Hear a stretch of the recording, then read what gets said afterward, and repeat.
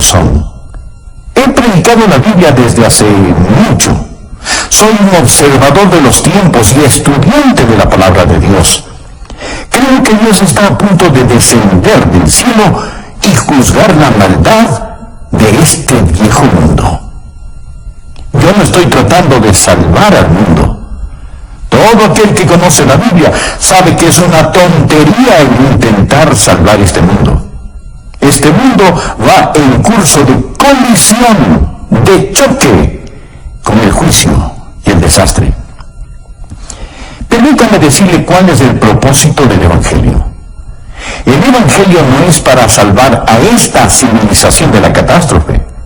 El Evangelio es para salvar al hombre de la catástrofe de esta civilización. El objetivo de la Biblia y del Evangelio es arrebatar a hombres, mujeres, niños y niñas, sacarlas como antorchas del fuego y hacerles saber que este mundo se dirige hacia el juicio. Mas gracias a Dios, está por venir un nuevo mundo. Hoy tenemos muchos ingenieros sociales que hacen todo lo posible por salvar a este mundo.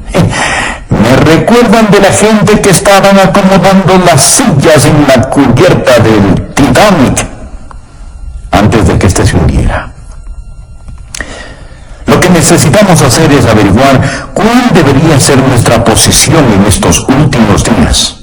Y como lo he dicho antes, no debemos saberlo solo para sobrevivir, sino para florecer, para ser victoriosos, para alistarnos para ir al cielo y llevarnos a todo el que podamos con nosotros.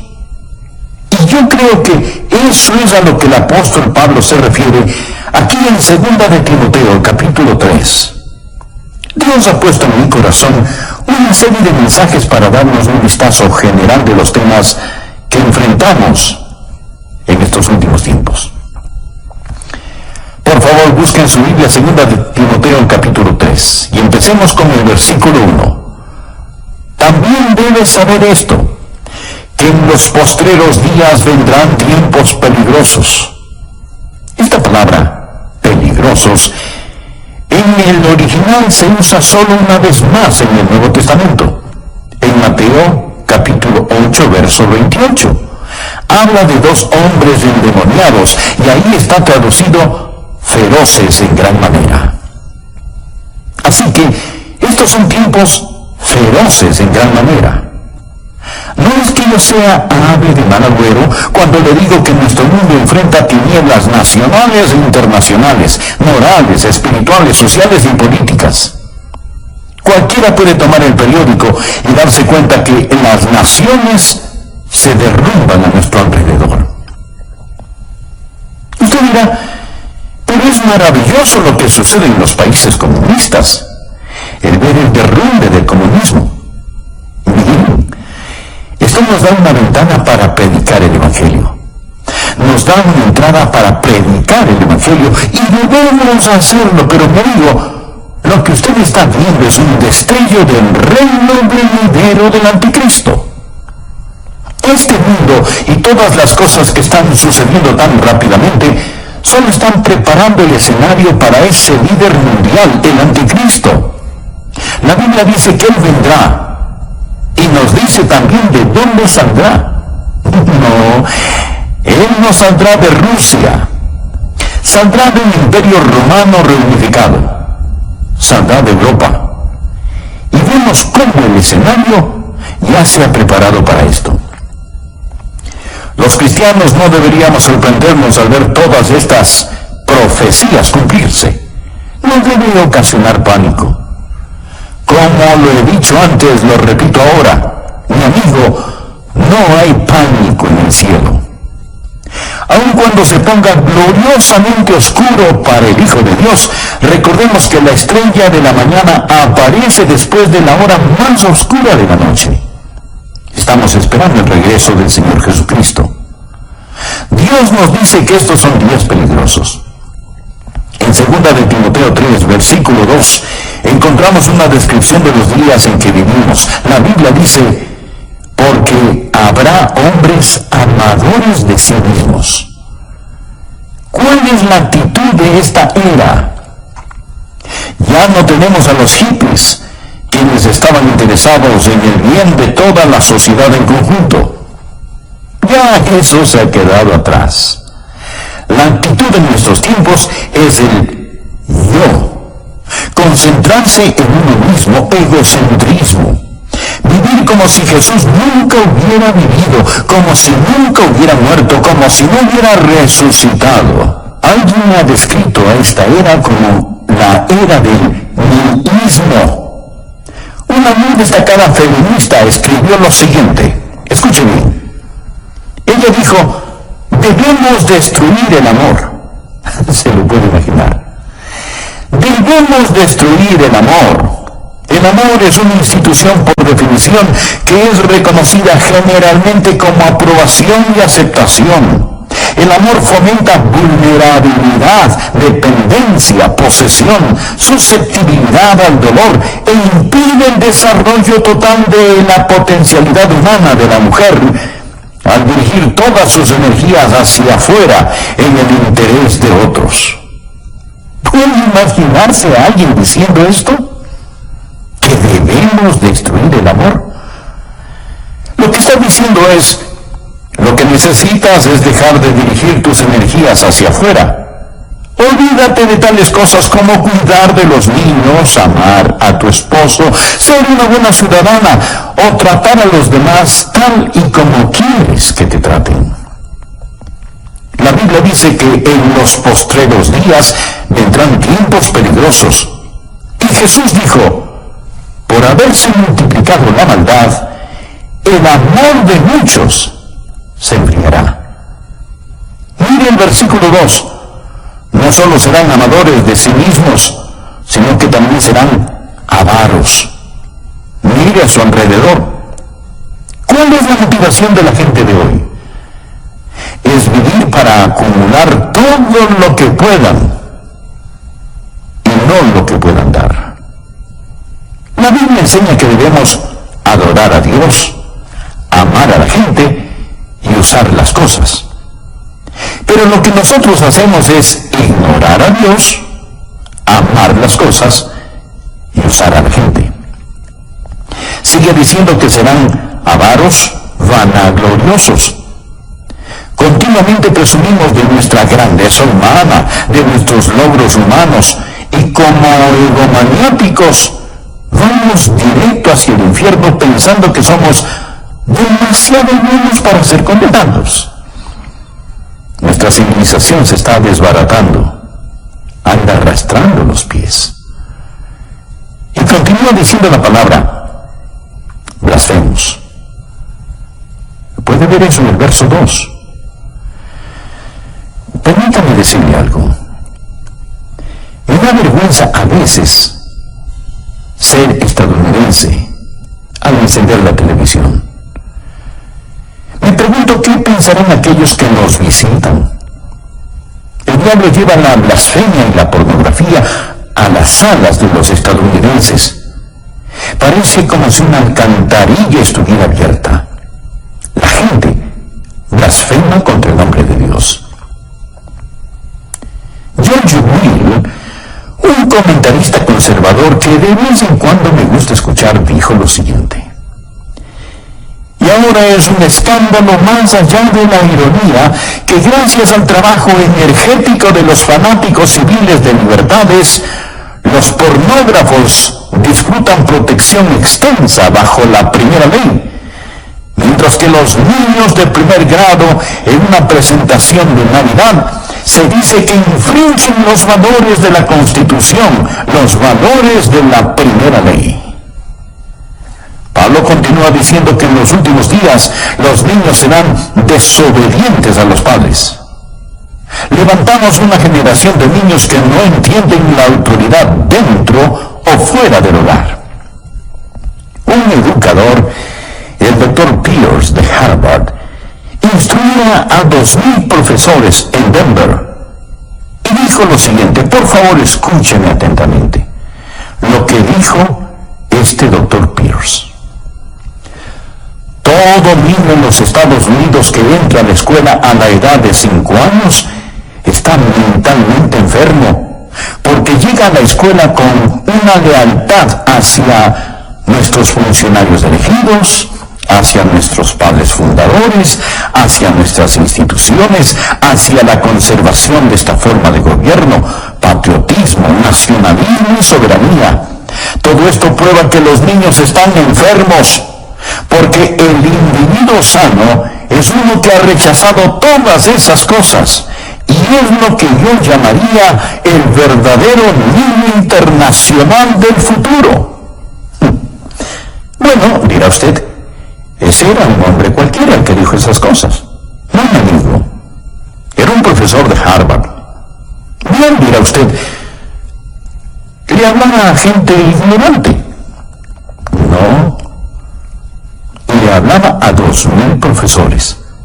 Les estaba diciendo que cuando los niños y niñas van a la escuela y tienen amor hacia sus padres, una distinción clara entre lo bueno y lo malo, lealtad para su país e ideas de nacionalismo y patriotismo, entonces esos niños están enfermos. El doctor John Phillips, un teólogo y gran estudioso de la palabra de Dios, dijo: incluso los padres cuidadosos están encontrando cada vez más difícil sobrevivir las mareas ascendentes de promiscuidad toleradas por la sociedad con los valores seculares enseñados en las escuelas públicas. Las escuelas a lo largo del país simplemente ignoran las objeciones paternales contra las enseñanzas liberales sobre homosexualidad, aborto, control de la natalidad, indulgencia sexual y moralidad relativa. Y por supuesto, la enseñanza de la Biblia es prohibida en nuestras aulas. Podemos asignar la lectura y discusión de cualquier libro asqueroso que salga de la imprenta. Podemos estudiar Carlos Marx y George Bernard Shaw. Podemos invitar a brujas, homosexuales y anarquistas a nuestras aulas para que presenten sus ideas. Pero no podemos enseñar la Biblia, ni tener oraciones simbólicas, ni leer las Escrituras en nuestras escuelas.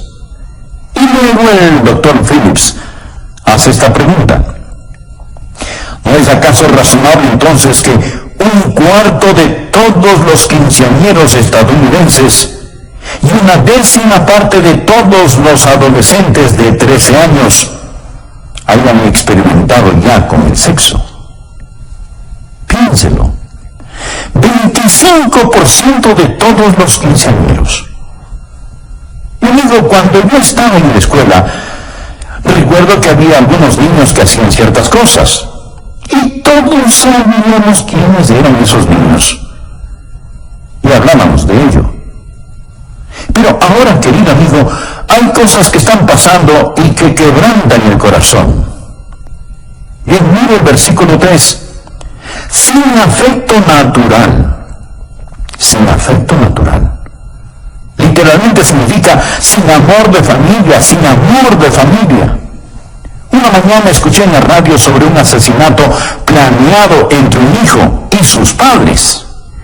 Iban a asesinar a la esposa del hijo, o sea, a su nuera, para recibir el dinero del seguro.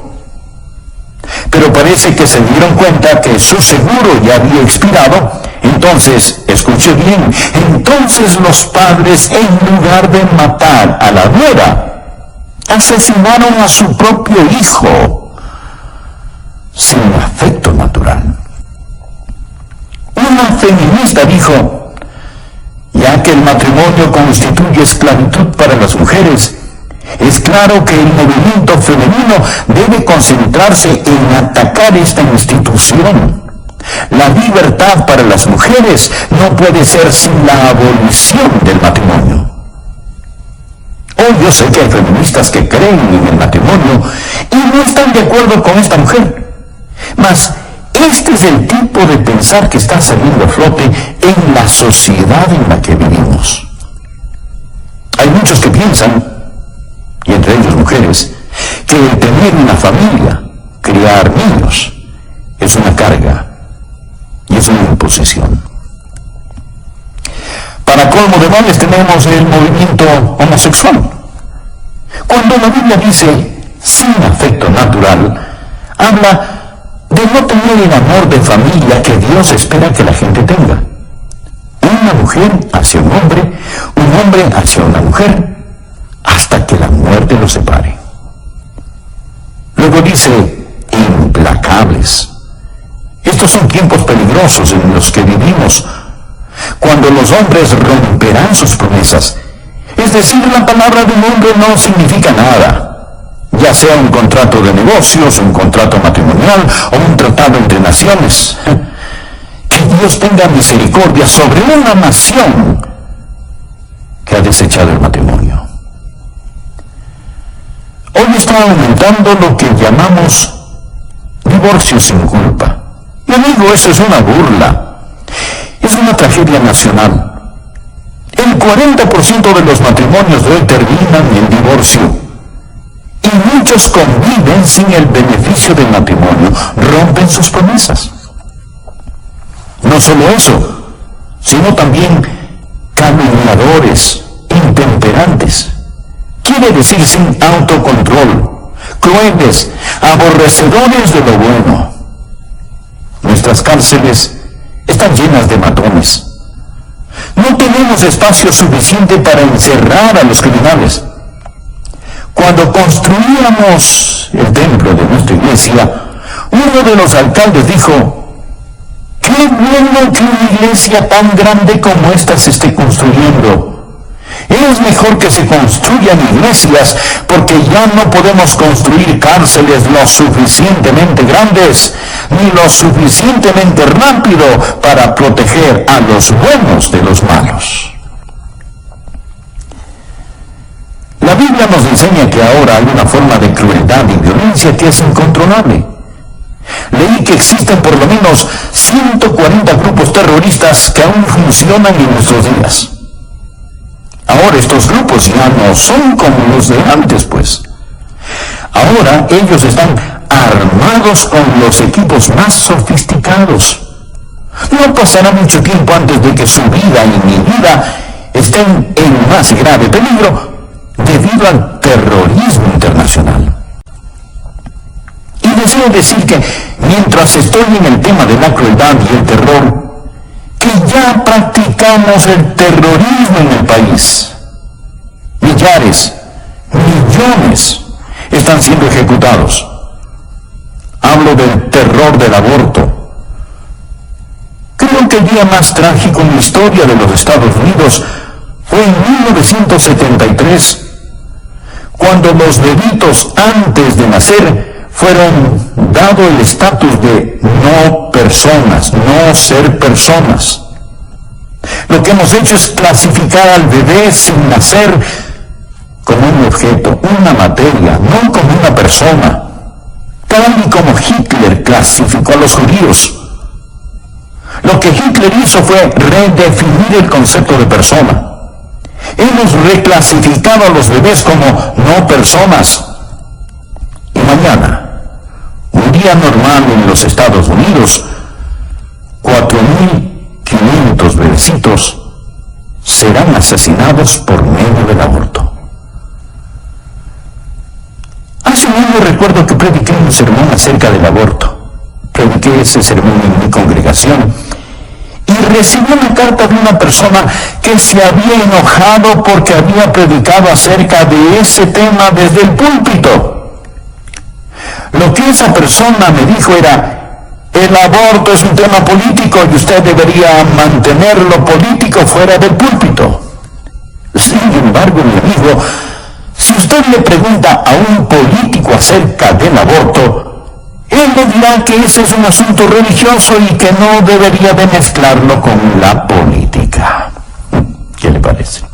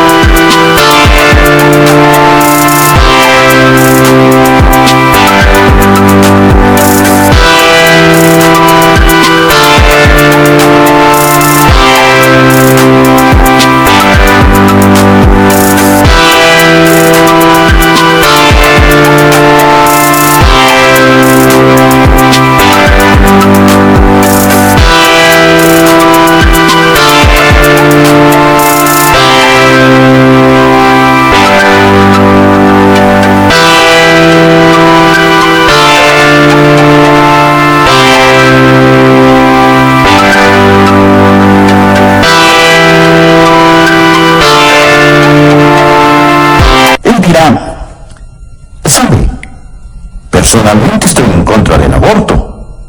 Pero lo que una persona haga o no haga con su propia vida es su problema, no el mío.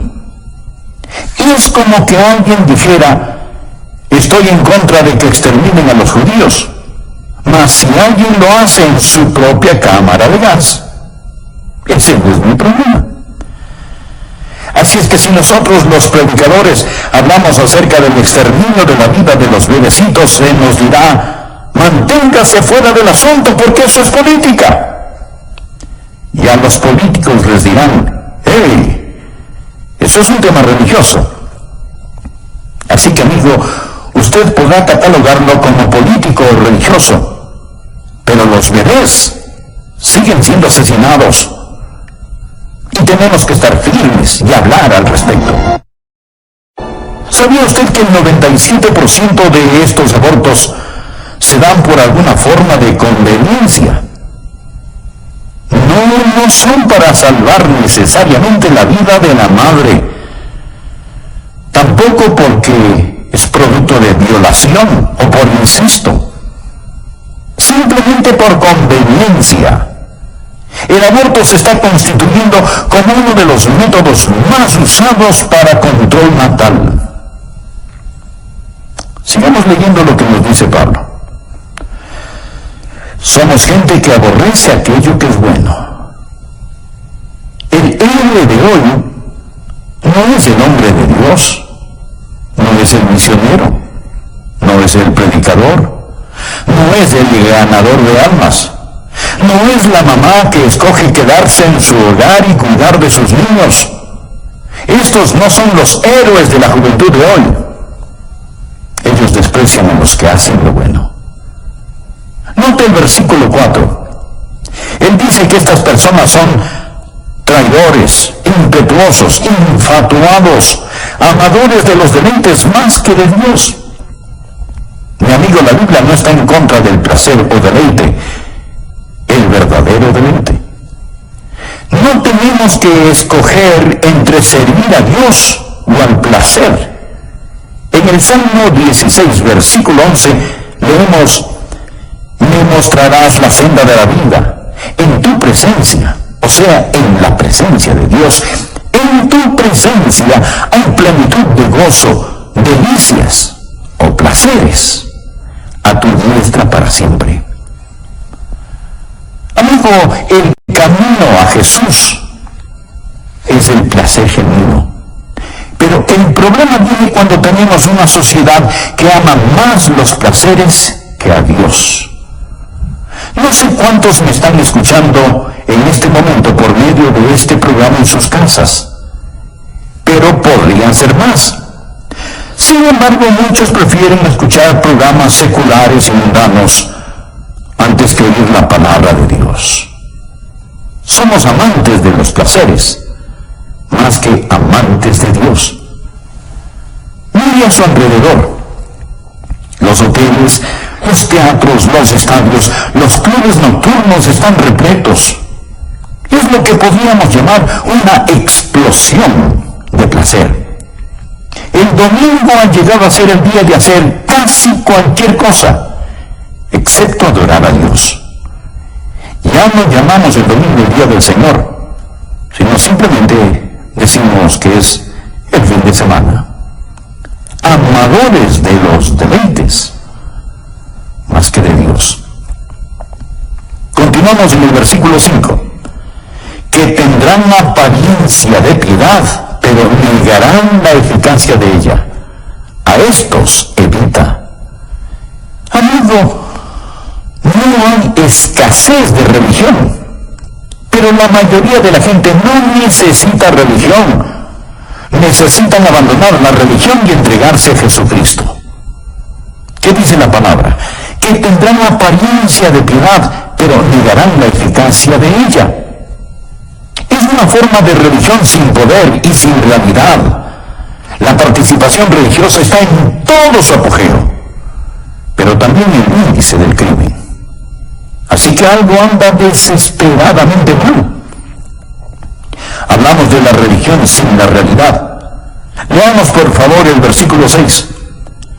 Porque de estos son los que se meten en las casas y llevan cautivas a las mujercillas cargadas de pecados, arrastradas por diversas concupiscencias. Lo que está diciendo es esto, que la religión falsa estará a la orden del día. La palabra mujercillas significa mujeres débiles, de carácter débil, criaturas impulsivas, susceptibles a las insinuaciones. Estoy convencido que se refiere a las mujeres liberadas, quienes han rechazado la autoridad de la palabra de Dios y de sus esposos, viviendo por el impulso. Y luego continúa diciendo, mujercillas cargadas de pecados, arrastradas por diversas concupiscencias. Las palabras cargadas con pecados no significan que sean degeneradas y pecadoras. No es eso lo que quiere decir. Ahora, podría ser cierto, pero no es eso lo que significa. Lo que verdaderamente significa es que llevan el gran peso del pecado. Todo hombre, mujer, joven y niño en este mundo lleva el peso del pecado. Eso es lo que les da trabajo a los psiquiatras. Por eso es que se venden tantos sedantes y se consume tanto alcohol. Porque la gente trata de olvidar. No saben qué anda mal, puesto que existe este peso opresivo. Están cargados de pecados. Y sigue ahora describiéndoles aquí. Observe y verá que son una presa fácil para el diablo. Mujercillas cargadas de pecados, arrastradas por diversas concupiscencias. ¿Qué significa esto? ¿Significa que desean sexualmente a los hombres? No. Significa literalmente diversas lujurias, toda clase de pasiones, deseos no satisfechos. Lo que tenemos aquí son personas crédulas, culpables y codiciosas. Crédulas, débiles, listas a creer cualquier cosa. Ven una revista en el supermercado donde la artista Shirley MacLaine habla de la nueva era. La toman y la leen. ¿Por qué? Porque buscan algo que les quite esa culpabilidad que sienten. Además están vacías y llenas de deseos no satisfechos. Esto es lo que se encuentra en el corazón y mente de muchos hoy en día. Ahora, además de eso, encontramos en los versículos 7 y 8 una explosión de conocimiento. Estas siempre están aprendiendo y nunca pueden llegar al conocimiento de la verdad. Los hechos pueden duplicarse y triplicarse. El conocimiento aumentará, pero no la verdad. Si es nuevo, no es verdad. Mi amigo, debemos seguir luchando vigorosamente por la fe encomendada una vez por todas a los santos. Esta es una generación en busca de alguna cosa nueva. Por favor, vea el versículo 8. Y de la manera que Janes y Jambres resistieron a Moisés, así también estos resisten a la verdad, hombres corruptos de entendimiento, réprobos en cuanto a la fe. ¿Quiénes eran Janes y Jambres? Fueron los magos que se opusieron a Moisés a limitar y remedar sus milagros. En los últimos días, Satanás va a venir. En estos últimos tiempos, usted va a presenciar más milagros de los que jamás haya visto. La mayoría de ellos no serán hechos por Dios, sino por medio del poder de las tinieblas, el poder de Satanás. La Biblia dice que vendrá una explosión de milagros del ocultismo. Del mismo modo como Janes y Jambres se opusieron a Moisés y llevaron a cabo sus milagros. Muchos van a ser engañados por estos milagros. Estos, mi amigo, son tiempos peligrosos. Gracias a Dios no tenemos que enfrentarlos sin esperanza.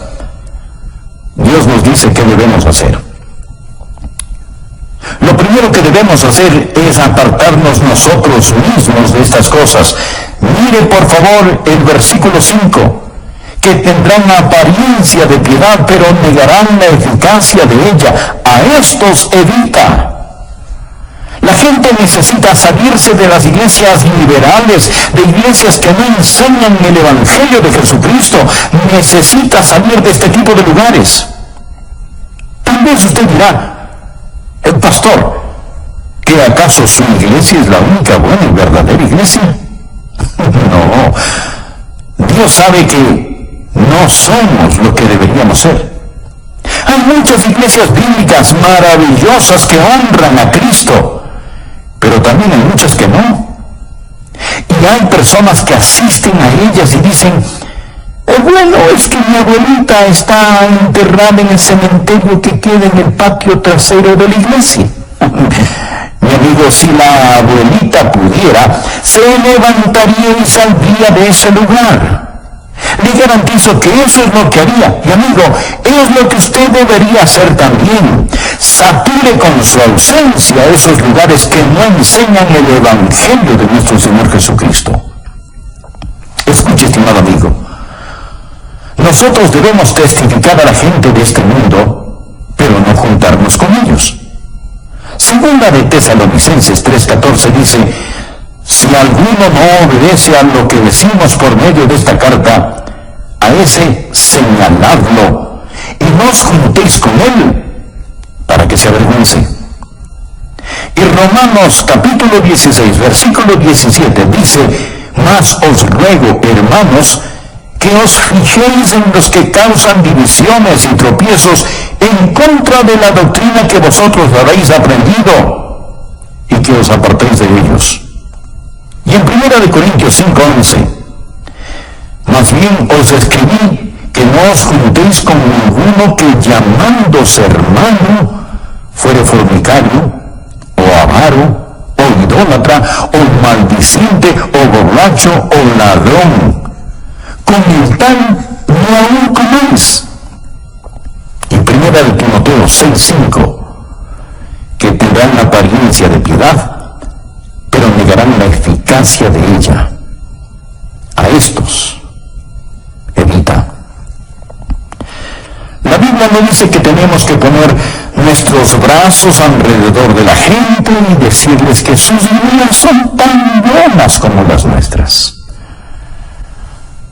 Segundo de Juan 10 dice, si alguno viene a vosotros y no trae esta doctrina, no lo recibáis en casa, ni le digáis, bienvenido. La Biblia dice que en estos últimos tiempos debemos evitar a la gente que hemos descrito y necesitamos salirnos de las iglesias liberales, pero no solo es un llamado a salir, sino que también es un llamado, un buen ejemplo al asistir continuamente a la iglesia y obedecer la palabra de Dios. Hebreos 10:25 nos dice que entre más se acerca el día del Señor, más necesitamos estar en la casa de Dios y con el pueblo de Dios, no dejando de congregarnos, como algunos tienen por costumbre, sino exhortándonos, y tanto más, cuando veis que aquel día se acerca. Necesitamos practicar la separación del mundo y la comunicación con el pueblo de Dios. No va a ser muy fácil. Mi amigo, usted va a sufrir en estos últimos días, pero no le hará daño si usted tiene al Señor Jesús. Miren los versículos del 10 al 12.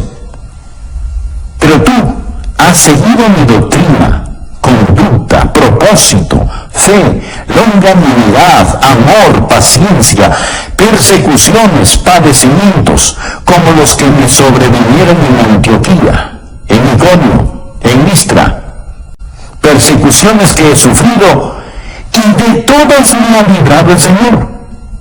Y también todos los que quieren vivir piadosamente en Cristo Jesús padecerán persecución. ¿Cuántos creen lo que dice el versículo 12? Espero que lo crean. Está en la Biblia. ¿Cuántos de ustedes están sufriendo persecución?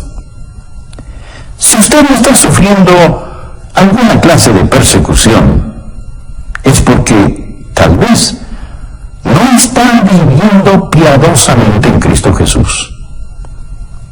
Algunos piensan, bueno, si vivimos piadosamente escaparemos la persecución. No escapará. Mi amigo, Jesús no escapó la persecución. Pablo no se libró de la persecución. Usted tampoco se librará. Usted es una persona nacida 2 veces en un mundo de gente nacida solo una vez. Y estará yendo contracorriente todo el tiempo. Este mundo no le va a honrar si usted verdaderamente vive para el Señor Jesús. Le romperán la nuca si es que pueden hacerlo. Ya lo que dice el versículo 13. Mas los hombres malos y los engañadores irán de mal en peor, engañando y siendo engañados. Usted me preguntará, Pastor Rogers, ¿se está poniendo mejor o peor este mundo? Y la respuesta es sí. Los malvados y los engañadores irán de mal en peor, engañando y siendo engañados. Pero el pueblo de Dios, al acercarse a la segunda venida de Jesús, creo que estará brillando más y más. Veo que a pesar de toda la letanía de problemas, hoy más que antes, conozco a más gente que conoce y ama al Señor Jesús, que cree en la Biblia y tiene una doctrina sana y firme. La otra noche fui a escuchar un debate entre Philip Shafley y Sarah Weddington, la abogada que hizo legal el matar a bebecitos pequeños. Mientras escuchaba el debate, mi corazón se entristeció cuando vi cómo los jóvenes celebraban y aplaudían la idea de que bebés antes de nacer pudieran ser aniquilados. Mas déjeme decirle también que me sentí animado cuando vi a otro grupo de jóvenes con rostros brillantes y de aspecto inteligente, muchos de ellos miembros de nuestra iglesia, que estaban allí en el nombre de Cristo y defendían aquello que es verdad. Amigo, es mejor que usted sepa dónde está parado y qué es lo que cree, porque va a ponerse de mal en peor. El diablo hará su trabajo al engañar. Existe todo tipo de charlatanes y esto va a empeorar. ¿Qué debe hacer usted? ¿Qué debe hacer la gente joven, adulta, los ancianos en estos días? Mire el versículo 14. Pero persiste tú en lo que has aprendido y te persuadiste, sabiendo de quién has aprendido, y que desde la niñez has sabido las sagradas escrituras, las cuales te pueden hacer sabio para la salvación por la fe que es en Cristo Jesús. Recuerde lo que usted ha aprendido. No dude en la oscuridad lo que Dios le ha mostrado a usted en la luz. Recuerde la palabra de Dios y de quién la aprendió. Yo no llegué aquí ayer. He estado aquí muchos años predicando la Biblia. Recuerde lo que ha aprendido y recuerde de quién lo aprendió. ¿Sabía que la Biblia habla de espíritus seductores y doctrinas de demonios? Una joven que era miembro de una iglesia en la Florida fue a estudiar a una universidad que tenía un nombre de religiosidad. Pero los profesores liberales comenzaron a tomar la Biblia y descuartizarla. Luego le dijeron, no regrese a casa, a su iglesia, contándoles todo esto. Ellos no lo entenderían. Esto es lo que creemos. Esto es lo que los eruditos modernos dicen. Y ella dijo, eran buenas personas y casi me convencieron, pero pastor, luego me recordé de lo que usted había enseñado y de la forma en que usted vive, y supe que ellos estaban equivocados. Esto es lo que el apóstol Pablo está diciendo. No te dejes llevar por esos vientos de doctrinas, pero persiste tú en lo que has aprendido y te persuadiste sabiendo de quién lo has aprendido. Amigo, Dios nos ha dado su palabra. Y todo lo que yo le hable va a venir a través de la palabra. Versículo 15. Dios nos ha dado las sagradas escrituras, las cuales te pueden hacer sabio para la salvación por la fe que es en Cristo Jesús. Toda la escritura es inspirada por Dios y útil para enseñar, para redarguir, para corregir, para instruir en justicia, a fin de que el hombre de Dios sea perfecto en